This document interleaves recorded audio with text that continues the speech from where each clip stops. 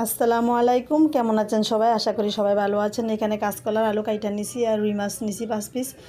তো মাছে হলুদ লবণ দিয়ে দিতেছি। এখানে যে কাঁচকলারও সিদ্ধ দিমু কিছু হলুদ দিয়া, নাহলে কালো হয়ে যায়।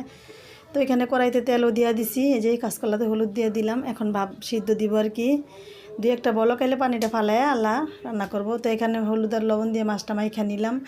কড়াইতে তো তেল গরম হয়ে গেছে গা, তো এখানে তেলের সাথে মাছটা দিয়ে দিই।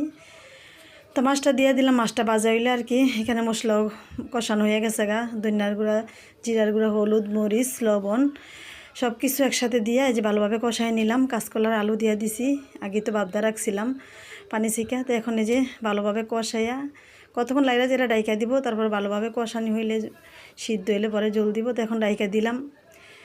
তো ডাইকা দানের পরে দেখি এখন কি হয়েছে, সিদ্ধ হয়েছে কি না। তো এখন লাড়াচাড়া দিয়ে দেখি সিদ্ধ হয়েছে কি না। সিদ্ধ হইলে ভালোভাবে জলের পানি দিয়ে দিব।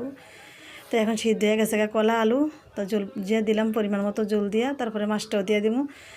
তো এখন এই যে জল দিয়ে দিলাম, যাই যেটুকু খানো তরুকি দিবেন। তা আমার পরিমাণ মতো আমি দিছি। তো জলটা দিয়ে দিলাম। এখানটা মাছও তো বাজিয়ে রাখছি আগেই, তো মাছটাও দিয়ে দিতেছি। এই যে মাছটা দিয়ে দিলাম, আর জিরার গুঁড়াটা কিছুক্ষণ আগেই দিয়ে দিছি অফ ক্যামেরাতে। তো এখন এই যে মাছ দিয়ে দিছি, দিয়ে কিছুক্ষণ জাল হইব। জাল হওয়ার পরে আর কি তারপর তরকারিটা হয়ে যাব। তো এখন এই যে ফ্রাই হয়ে গেছে গা।